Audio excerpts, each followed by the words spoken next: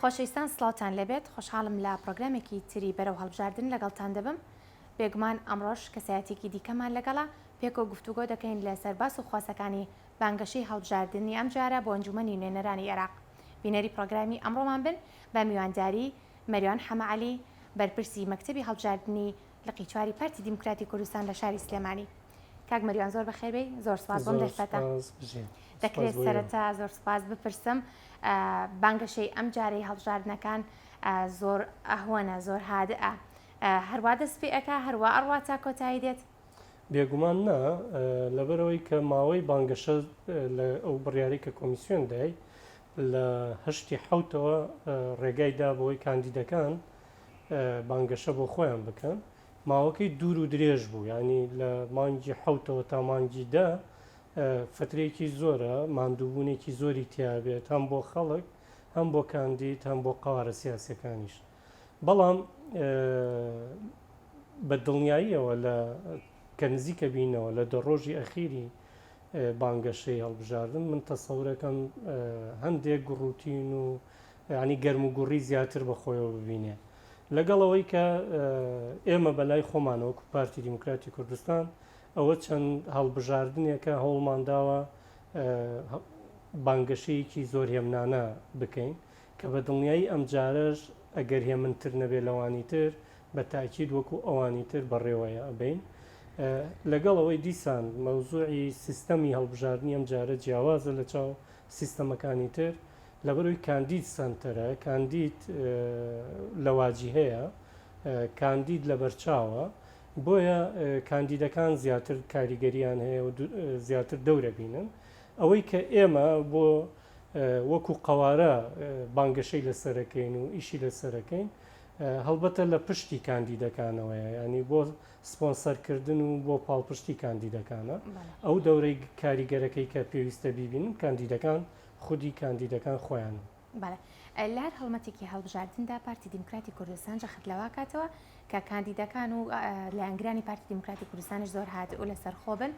بە هیچ جۆرێک کارێک نەکەن کە بێزاری بۆ خەڵکانی دیکە دروست بکەن پێ دوای هۆکاری ئەو چیە کە پارتی دیموکراتی کوردستان هەمیشە خەمی ئەوەیەتی کە کوردستان لە ئارامیدا بهێڵێتەوە یەکێک لە شیعارەکانی پارتی دیموکراتی کوردستان خزمەتکردنە ئەوە فەرمودەی بەرزانی گەورەیە کە فەرموویەتی گەورەترین بەرپرسیارەتی بۆ من ئەوەیە کە بتوانم خزمەتی میلەتەکەی خۆم بکەم ئەمە یەکێکە لە پایەکانی کە لەم مەدرسە گەورەیە پەیڕەوەکرێت ئێمەی ڕێبوارانی ڕێبازی بەرزانی ئێمەی قوتابیانی ئەو قوتابخانەیە پابندین بەو خزمەتکاریەوە ینی ئێمە بەرپرسیارین بەرامبەر بە ماف و هێمنی و ئاسایش و ژیانی تاک بە تاکی خەڵکی کوردستان بەوانەشی کە لەگەڵمان نین بۆیە ئێمە خۆمان بە خاوەنی کوردستان نەزانین پارتی دیموکراتی کوردستان لە هەر شوێنێک بوو بێت و لە هەر قۆناغێکە پارتی دیموکراتی کوردستان بەهێز بوو بێ لەو قۆناغەیە کوردستان بەعام بەهێز بووە لە سەرتاسەری کوردستان هەستی بە بوونی خۆی کردو ینی تاکێکی کورد لەو پەڕی دنیا کە کاتێک کە کوردستان بەهێز بووە ئەو شانازی کردووە هەموو ئەم قۆناغانە لەوەیە بووە کە پارتی دیموکراتی کوردستان سەنگی هەبووە قورسایی هەبووە و هێزی هەبووە بۆیە ئێستاش و بۆ داهاتوش ئەوە قەناعەتێکی سەلمێنراوە ینی ئەوە نییە بڵین پێشببینیە یاخود ئێمە تەسەورەکەین ئەمە شتەیەکە لە ڕابردوو سەلمێنراوە کە پارتی توانیوێتی بە فعلی پیشانی بدا کە بە خزمەتکاری میلەتی خۆیەتی و پارێزەری ئەو قەوارە و ئەو کیانە و ئەو دەستکەوتانەیە کە بەدەست هاتووە لەسەر خوێنی شەیدان و خەباتی درێژی مێژووی خەڵکی کوردستان کاک مەریوان پێکمان لە هەر هەڵبژاردنێکدا ڕێژی دەنگەکان گۆڕانکاریان بەسەردادێت بەڵام پارتی دیموکراتی کوردستان و پارتەیەکە تا ئێستاش هەر بە یەکەمی ماوەتەوە و بەنیازیشە بۆ داهات و هەر بە یەکەم بمێنێتەوە بەڕای ئێوە دروشمی پارتی دیموکراتی کوردستان کە باز لە کوردستانێکی بەهێز دەکا ئەوەی دروست کردووە کە هاوڵاتیان وا بکەن دەنگدەن بە پارتی دیموکراتی کوردستان تا کوردستانێکی بەهێزیان هەبێت خەڵکی کوردستان متمانیان بە پارتی دیموکراتی کوردستانە، ینی دروشم بە تەنها بەز نییە بەوەی کە پارتی یەکەم بێ. هەموو ئەو قۆناغانەی ئەو قۆناغە مێژووی و سەختانەی کە بەسەر خەڵکی کوردستان هاتووە و پارتی هەمیشە لەمپەرێکی و بربەستێکی گەورە بووە لە بەردەم وەستاندنی یاخود نەهێشتنی ئەو مەترسیانەی کە بۆ سەر خەڵکی کوردستان دروست بووە، بۆ سەر خاکی کوردستان دروست بووە، هەر لە شەڕی لە شۆڕشی ئەیلول تا گوڵان تاوەکو ڕاپەڕینە تاوەکو شەڕی داعش و تا 16 ئۆکتۆبەریش هەموو ئەمانە پارتی ئەو شۆڕشە بووە، ئەو حیزبە بووە، ئەو بزوتنەوەی بووە کە توانیوێتی سەنگ و قورسایی خەڵکی کوردستان بە بەرزی ڕابگرێت. ئەم متمانەیە ڕۆچۆتە ناو دڵ و دەرونی خەڵکی کوردستانەوە بۆیە تا ئێستاش پارتی دیموکراتی کوردستان جێگای متمانەی خەڵکی کوردستانە. بۆیە بە قەناعەتی من ڕاستە دروشم کاریگەری خۆی هەیە، بەڵام ئەمە باگراوندێکی مێژوویی هەیە کە متمانی لای خەڵک کاتە جێبەجێکردنی دروشمی پێشی هەڵبژاردننی ئێستا وای کردووە کە دروشمی ئێستاش بۆ خەڵک باوەڕ پێکراوە. ڕازگۆیی بڕوا بەخۆبوون شتێک نەوتن کە پێت نەکرێ، هەموو ئەم شتانە پێناسەی پارتین. بۆیە خەڵکی کوردستان لەمەوە متمانەی داوە بە پارتی، یعنی بڕوای وایە کە پارتی دروشمێک هەڵ ناگرێت کە نەتوانێت هەڵی ینی جێبەجێی بکە لە مۆزوعی هەتا لەگەڵ حکومەتێک لە دوایەکەکانی لە دوای 2005 عێراقیشەوە ئەو پارتی دیموکراتی کوردستان بووە کە وەکو هێزێکی بەهێز ڕوبەڕووی هەموو ئەو ئاستەنگانە بۆ توانێت کە ئەیانویست شکۆی خەڵکی کوردستان بشکێنن، ئەیانویست لە ڕێگای بووجە و موچەوە داهاتی خەڵکی کوردستان دەستخەنە قوڕقڕاگەی خەڵکی کوردستان بۆەوەی کە تەسلیمی ئیرادەی مرکز ببێت بۆ شێوازەی کە مرکز ئەوێ. بەڵام پارتی دیموکراتی کوردستان بوو کە ئەمەی قوبوڵ نەکرد. پارتی دیموکراتی کوردستان بوو بۆەوەی کە شکۆی خەڵکی کوردستانی پاراست و تا ئێستاشی لەگەڵا بێ. پارتی دیموکراتی کوردستان ئەو لەمپەرەیە کە بە هیچ شێوەیەک ئەگەر خۆشی تیا بچێ نایەڵێت شکۆی خەڵکی کوردستان بشکێت. دەمێ بپرسم چوونی کورد یاخود زیاد لە کورسیەکانی پێشوو چوونی کورد بۆ پەرلەمانی عێراق تا چەند گرنگتی ئەوادات کە کێشەکانی کوردستان چارەسەر بکرێت؟ خۆی بەداخەوە پێکاتی خەڵکی عێراق بەو شێوەیە و پێشتریش کورسیەکان تۆزیع کراوە بەپی محافەزاتەکان، بەپی پارێزگاکان، بەپی بازنەکان. بۆیە بەپی ئەو ڕێژەیە کە دێستنیشان کراوە مەجای زیادبوون و کەمبوونی تیان نییە. بۆیە ڕێژەکە دیاری کراوە. بێگومان ئەم سیستەمە بە نسبەت خەڵکی کوردستانەوە بە نسبەت ئێمەش وەکو پارتی دیموکراتی کوردستان ڕێژەیەکی زۆر دەنگمانە فەوتێ، بە تایبەتی و دەنگانەی کە لە وەسەط و جنوبی لە ناوەند و ناوەڕاست و جنوبی عێراق یعنی کوردن و یان ئەیانەوێت دەنگ بە کورد بدەن، ئەو دەنگانە هەمووی ئەفەوتێت و ناتوانرێ ئیسفادەی لێ بکرێت. بۆیە ئێمە لەمە ینی ڕێژەکە دیاری کراوە. بۆیە هەر لە بیدایەتەوە لە دەستوریشە ئەمە هاتووە کە عێراقێکی فرە ڕەهەندە فرەنەتەوەیە و بەپێی ئیتیفاق و بەپێی پێگەی ئەو نەتەوانەی کە لە ناو عێراق هەژین بە تەوافق حکومەت و دەسەڵاتی عێراق بەڕێوە ببرێت. بەڵام بەداخەوە لە ڕابردووە زۆربەی زۆری ئەو خاڵانەی لە دەستورە، ئەو مادانەی کە لە دەستورە عیلاقیان بە کوردستانەوە بە خاکی کوردستان و بە خەڵکی کوردستانەوە هەبووە بەڕاستی پێشێل کراوە کە زیاترە لە 50 مادەی قانونی و دەستوری. ئەمە بەڕاستی قووەتی ئێمە یەکگرتووی ئەندام پەرلەمانەکانی کوردستان کاچنە بەغداد و لۆبی دروستکردن لەگەڵ کوتلە سیاسەکانی تری عێراق بۆ ئەوەی کە ئەم مادە دەستوریانە بەڕاستی بچنەوە جێی خۆیان و جێبەجێ بکرێن. کارەساتەکە ئەمەیە کە لێک تێنەگەیشتن هەیە و ئێستا کە عێراق تقریبان تا ڕادەیەک لەو بارودۆخی پێشوو چۆتە دەرەوانێ هەستەکات تۆزێک جوڵەیەکی ینی هەست بە بەهێزی خۆیەکە ئەو دەسەڵاتانی کە لە عێراقا دەسەڵاتە گرنەدەست و لایەنانی کە دەسەڵاتە گرنەدەست بیر لەوەکەنەوە چۆن دژایەتی کورد بکەن بۆی کە سەنگی خۆیان لەناو جەماوەری خۆیانە بەرز بکەنەوە ینی بۆتە شیعارێک ئێستا ینی کێ زیاترین دژایەتی کورد بکە ئەوە لەناو ئەو عارەبەتون ڕەوەکان و ئەوانەی ئەینا تۆزێک دەنگیان زیاد دەکاتیان دەنگیان دلێرترە یان دیارترە بۆیە ئەمانە بەڕاستی نەوەستاوەتە سەر عەدەد یان ڕێژەی ئەندامانی پەرلەمانی ئێمە لە ئەنجومەنی نوێنەران بە پێچەوانەوە وەستاوەتە سەر ئەو یەکگرتووی یەکریزی یەکخیتابی و بە یەکەوە بوونمان لە ئەنجومەنی نوێنەرانی عێراق بە یەک تیم لە پێناوی مافەنەتەوەی و نیشتیمانی و مافەڕەوەکانی خەڵکی کوردستانە. ئەوە گەزانین حکومەتێک لە دوایەکەکانی عێراق کارێکیان کردووە کە ماف و ئیمتیازاتی کوردستانیان بە تەواوەتی نەداوە یاخود با بڵێن بەپێی دەستور پێشێلکارێکی زۆریان کردووە بە بەرامبەر بە کورد و کوردستان پێت وایە نوێنەرانی ئێمە لە بەغداد دەبێت چی بکەن بۆەوەی کە بە تایبەتی لەسەر مادەی 140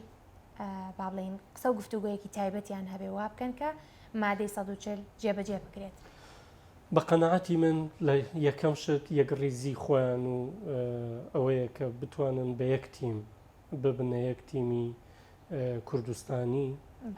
ئەمە یەک دووهەم هەوڵ بدرێت ئەنجومەنی فیدراڵی دروست بکرێت سێهەم ئەوەیە کە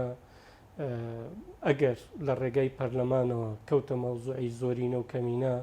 ئەو کاتە ڕێگای قانونی و یاسایی کە ئەمان وەکو نوێنەرانی خەڵکی کوردستان ئەتوانن ئەو دەورە ببینن بۆ جێبەجێکردنی ئەو مادە دەستوریانە بە مادەی 140ەوە بەو مادانەی کە عیلاقەی بە پێشمەرگەوە هەیە بەوانەی کە عیلاقەی بە یاسای غاز و نەوتەوە هەیە و هەموو ئەو مادانەی کە ئەو مادانەی تر کە عیلاقەیان بە خەڵکی کوردستان و بە سنووری کوردستان و بە کەرکووک و بە ناوچەکانی تری هەرێمی کوردستانی دەرەوەی ئیدارەی هەرێمی کوردستان ینی ئەمانە بەڕاستی کۆمەڵێک ڕێکار هەیە کە هەم یاسایین و لە هەمان کاتیشە جۆرێک لە هێزی پێویستە هێزی نەرم مەبەستم هێزی ئەسکەری و ئەوە مەبەستم نییە پێویستی بە هێزی نەرمە ئەم هێزی نەرمە لەکوێ دروستە بێ بە یەکڕیزی پەرلەمانتارەکانمان بۆ بە یەکخیتابی قیادەی کوردی دروستە بێ یعنی بە سەنگی حکومەتی هەرێمی کوردستان بە سەنگی سەرۆکایەتی هەرێمی کوردستان کاتێک کە هەرێمی کوردستان بتوانێت سەرجەم ئەم لایەنە سیاسیانە لە دەوری خۆی کۆبکاتەوە ببنە یەک تیم بۆ داخوازی و بۆ ئەوەی کە کاتێک کە دانوستانە بێت یان گفتوگۆ ئەبێ لەگەڵ هەر دەسەڵاتێک لە بەغدا تەسەورەکەم ناکرێ حسابی بۆ نەکرێت بەڵام کاتێک کە پەرتەوازین کاتێک هەر لایەنێک بۆ خۆی هەر کەسێک بۆ خۆی هەر برادێکی ئەندام پەرلەمان بۆ خۆی وەکوی لە پێشوە بینیمانیەکێک داوای ئیدارەی جیاوازیە کرد یەکێک داوای ئەوەیە کرد کە مۆزەف ڕاستەخۆڕ سەر بە بەغا بێت یعنی هەموو ئەم قسانە لە نەتیجە ئەچووە قازانج و خەزیێنەی بەغداوە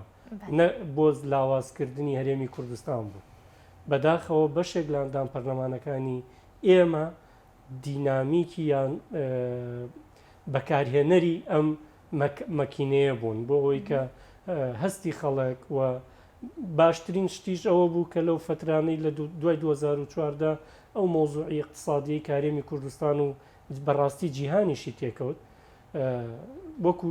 چەکێکی بەقووەت وەکو کارتێکی بەقووەت بەداخەوە موچە و بژێوی خەڵکیان بەکارهێناوە ئیسفادەیان لێ کرد کە دژی حکومەتی هەرێم و دژی ئەو کیانە بەکاری بێنن. باش ئەرکی ئەم جارەی نوێنەرانی ئێمە لە پەرلەمانی عێراق چی دەبێت؟ وەڵاهی ئەرکیان زۆر قورسە پێم وانە لە ینی دیمانەیەکی ئاوایە ئینسان بتوانێت هەموو ئەو شتانەی کاکەوێتە سەرشانی ئەوان باسی بکەن بەڵام گرنگترینیان بەڕاستی ئەوەیە کە زۆر گرنگە ئەو کەسانی کاچنە ئەوێ یەکەم زمانزان بن بەڕاستی دووهەمیش کەسانێک بن کە خاوەنی خبرەی سیاسیان هەبێ ینی باگراوندێکی سیاسیان هەبێ سێهەم ئەوەیە کە ئیمکانێتی دروستکردنی لۆبی و قەنەعەت پێکردنی ئەندام پەرلەمانەکانی تری هاوڕێیانیان هەبێ.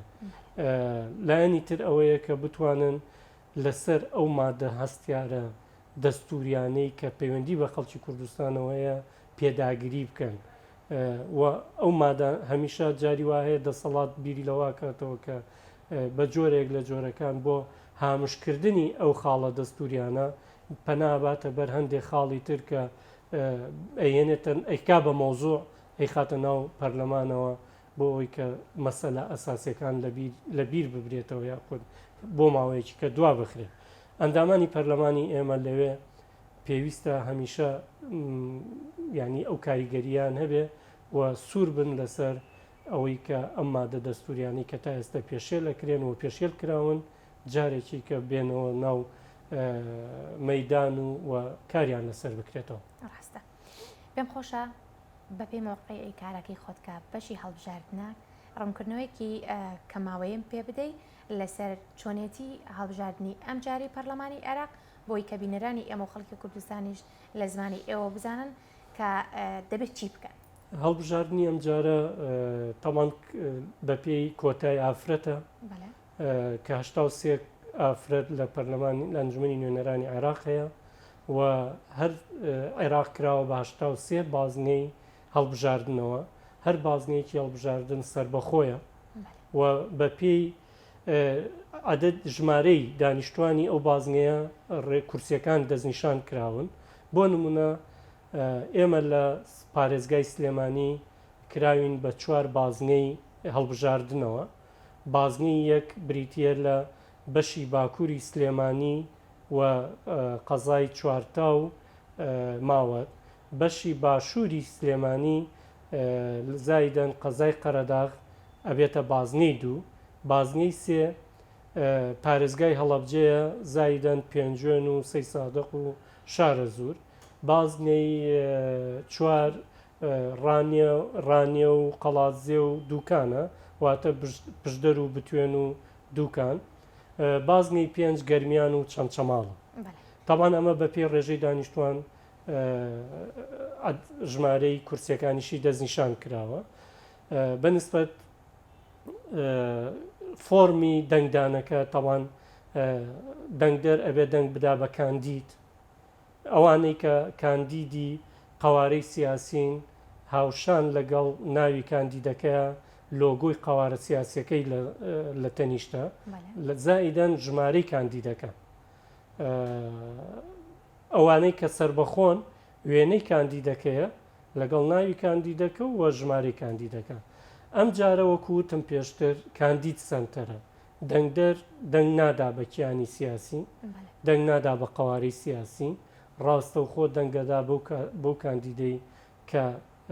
دڵخوازیەتی. بەنسبەت ئێمە لە پارتی دیموکراتی کوردستان لە هەر بازنەیەک یەک کاندیدمان هەیە و کاندیدەکانیشمان کاندیدی ناسراون و کاندیدی ماندوون، کادری ماندوون و خزمەتکار بوون و لەسەر مستەوای منطقەکەی خۆیان، ناوچەکانی خۆیان، بازنەکانی خۆیان و لەسەر ئاستی پارێزگای سلێمانیش تا ڕادەیەکی زۆر ئەو کەسانن کە هەم خاوەنی شەهادە و بڕوانامەی زۆر باشن و هەم وەکو خۆشیان کادری ماندوو، تێکۆشەر و خەباتجێڕ و خاوەنی شەهید و ئەنفال و ئەمانە کە تیانە بەڕاستی تەجروبەیەکی باشی پەرلەمانیشی هەیە. هەموو ئەمانە هاوکارێکی باشن بۆی کە ببنە نوێنەری خەڵکی سلێمانی و دڵنیای ئەو دەنگدەرەکانی شیانەکەم کە ئەگەر ئەمانە ئەم کاندیدانە نوێنەری ئەو خەڵکە بکات بە دڵنیاییەوە دەنگەکانیان بە فیڕۆ ناچێت، بە دڵنیاییەوە ئارامی بۆ کوردستان بەردەوامە بێ، بە دڵنیاییەوە کوردستان بەرەو بەهێزی، بەرەو سەربەرزی و بەرەو سەقامگیری زیاتر ئەڕوات. چونکە مێژوو سەلماندوێتی کاتێک کە پارتی بەهێز بێ کوردستان بەهێزە بێ. بە هیوای ئەوەی کا کوردستان هەر بە بەهێزی بمێنێتەوە. زۆر زۆر سوپاس بۆ سپاس ئێوە. بۆم دەرفەتە زۆر سپاس دەستان خۆش. ئازیزانی من پرۆگرامی ئەم جارەی بەرەو هەڵبژاردنەتە کۆتایی تا پرۆگرامێکی تر شاد بن.